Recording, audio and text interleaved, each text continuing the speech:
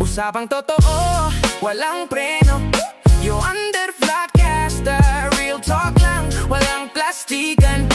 Magandang araw mga ka-Wonder, welcome back sa ating YouTube channel, Wonder Vlogcaster po. Merong kumakalat mga ka-Wonder na balita. I think umabot na rin ito sa mainstream pero hindi pa pinag-uusapan. Dahil ito'y mula dyan sa isang kilalang political analyst or political strategist or scientist. At sinuportahan din niyang post na yan, kumbaga nag-corroborate mula dun sa isang senador din. Yan pong pag-uusapan natin kung gaano katotoo ba ito, itong sinasabing term extension. Bago yan mga ka-Wonder, don't forget to subscribe to our YouTube channel, Wonder Vlogcaster. 100% libre po ang pag-subscribe. I-tick nyo lang po ang subscribe button, lalabas po yung bell icon, at piliin nyo ang all. Marami pong salamat.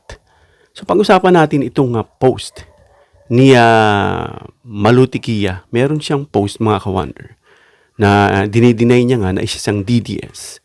But based on the words that are coming out from her mouth, undeniably, na masasabi mo nga isa itong DDS, tinatanggi pa. Sabi niya rito, extension of term via CONAS is now on the table. 2028 will just be local elections. 2031 will be national elections. Okay. So, kung titignan nyo mga ka-Wonder, itong barangay election, medyo na-delay. Hindi siya napag-uusapan. Supposedly, it should happen this coming September, if I'm not mistaken. Pero parang hindi raw yan pinag-uusapan. Ito kaya ay may kinalaman dito sa sinasabing extension of term.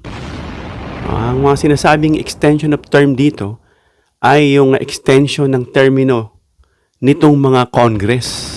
Namely, itong congressman at itong mga senador. At hindi lang yan.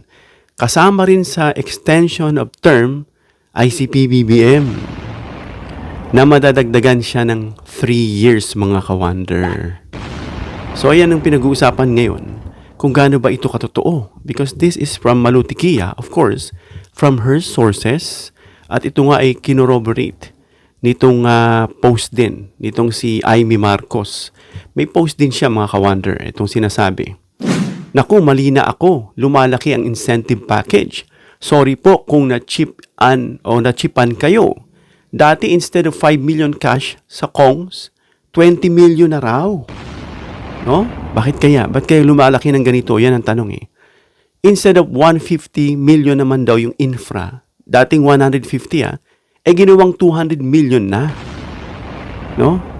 Ito pinakamalala, sabi niya pa. Admin now promising na magkakaroon ng term extension sa mga congressman at senador. Aayusin agad ang CONCON after impeachment. Sa kanya naman CONCON. Etong kay Malutikia naman ay CONAS mga ka-Wonder. So medyo hindi nagkatugma yung dalawa. But same thing, Kasi in order mga ka-Wonder na mangyari ang term extension na yan, alam natin that we have to revise the 1987 Philippine Constitution. Ang sabi ni Malutikia via CONAS.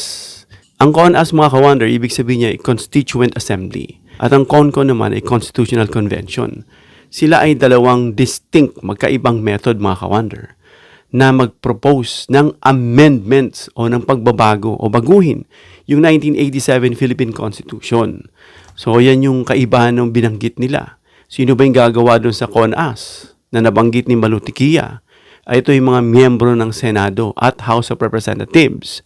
Magpapakonvene yan, and then yung mga bawat isa sa kanila ay magpo-propose ng changes. Kaya nga, assembly. Nag-convene sila.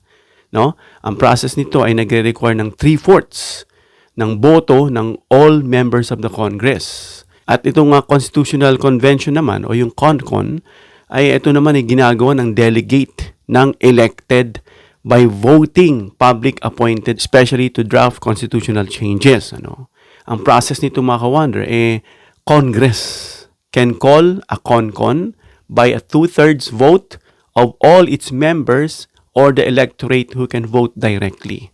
So in other words, ang pinag-uusapan dito mga ka-wonder, ito pa ring pagbabago, no, o pag-revise ng Philippine Constitution. Kasi hindi mo pwedeng i-extend ang termino gaya na nakikita natin mga post, PBBM, Prime Minister, or extend ang term. Hindi po ganun kadali. At nung sinabi ko ang hindi ganun kadali, medyo nagagalit pa sa akin. Kasi magbasa po tayo ng batas para malaman natin. Kasi po, kailangan muna natin baguhin yung ating 1987 Philippine Constitution. At tayo po agree naman dyan dahil nakikita natin magandang ginagawa ng Pangulong Marcos. Diba? So, mabago yan, sabi nga nila, ito raw ay kaya nga na-impeach daw si Sara, pinangakuan daw itong mga congressmen ng ganung halaga ng pag-increase. Sabi nga rito, dating 5 million, naging 200 million na raw. No? Instead of 150 yung infra, naging 200 na. So, kumbaga parang sinuhulan, pinangakuan. Ang term dyan ng mga DDS ay nagkamaleta raw. Grabe itong mga to. No? So, yan yung term na kay PBBM mag-extend siya ng 3 years at doon naman sa mga congressman, 2031 na sila, yung local. No? So, naging 6 years sila, mga ka-wonder. Ito ay mangyayari lang doon sa power ng revision o pag-revise ng ating 1987 Philippine Constitution. So, totoo kaya ito mga ka-wonder since galing ito sa mga DDS.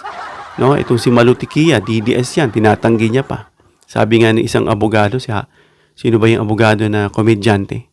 Na sabi niya nga, tinanong niya raw si Malutikia, DDS po ba kayo? Hindi. Naku, tigil-tigilan niyo po ako, DDS kayo. Sabi niya ganun.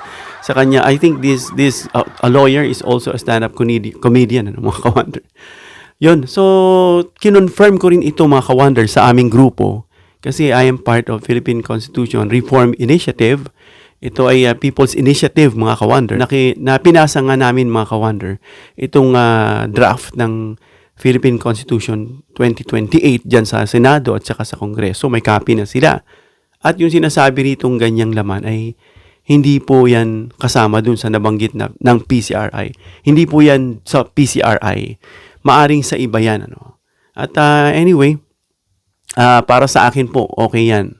No, itong sinasabing term extension yan, na nagngingit-ngit na naman itong mga DDS, no? Dahil dyan sa extension na yan. At ibig sabihin, pagkatapos na ng 2028, sasagawa na raw yan agad-agad. Ano? So, yun po yung kinababahala ng mga DDS ngayon, mga ka-wonder, na sabi nga ng mga vloggers nila na napapanood din natin, patumpik-tumpik lang na hindi raw nila papayagan iyan dahil hindi raw yan gusto ng taong bayan. Ngayon, siyempre sa mga post nakikita nyo, ang dami nagde-demand. BBM, the next Prime Minister, or extend his term, mga ganon. So, any form, no? Just to extend or make him again the highest in position, mapa-Prime Minister man yan, o mapa-Presidente man yan, either way, yun pa rin ang gusto ng taong bayan. Kaya sinasabi nilang hindi gusto, isa po itong kasinungalingan, mga ka-wonder, no? Dahil gusto nga nila i-extend. Dahil nakikita nila magandang ginagawa ng Pangulo. At gusto raw gayahin ni PBBM yung kanyang ama na 20 years mahigit yata nag-rule, no? Ang Pangulong Marcos Sr. Pero dito sinasabi 3 years lang. Sabi nga ng isa, okay lang kung 3 years. Sabi nito isang DDS. Ano? But then again, parang binawi niya. Siguro baka masopla siya ng mga kapwa niya DDS. Ano? Dahil sa sinabi niyang okay lang. Binawi niya. Mukhang sabi niya, ganun pa man, hindi raw papayag ang taong bayan. Nagiging generic nila yung word na taong bayan. Now, who are they referring to when they say taong bayan? No? Taong bayan is a generic word for the Filipino people. Kasama ako at kayo. So, who is this taong bayan they are referring to whenever they quote this to stand by their side? Sino kaya ito, mga ka-wonder? So, yan yung kumakalat na balita ngayon, mga ka-wonder. And I know na alam na rin ito ng mainstream, pero hindi pa rin nila ito pinapatulan because they have to make sure that this news is legit, mga ka-wonder. Kaya, hindi ko rin sinasabi na ito'y A1 information kasi galing ito sa isang DDS political strategist or analyst or scientist at dito kay Amy Marcos, mga ka-wonder. So hanggang dito lang tayo mga ka-wonder. Comment down below your opinion para mabasa at mareaksyonan. Please give me a thumbs up if you like this video para ma-share ni YouTube sa iba pang viewers. Please share this video para malaman nila na may term extension sa mga congressman at senador at kay PBBM. And please subscribe, hit the notification bell icon and choose all bilang suporta sa aming mga content creators. Hanggang sa muli mga ka-wonder. God bless.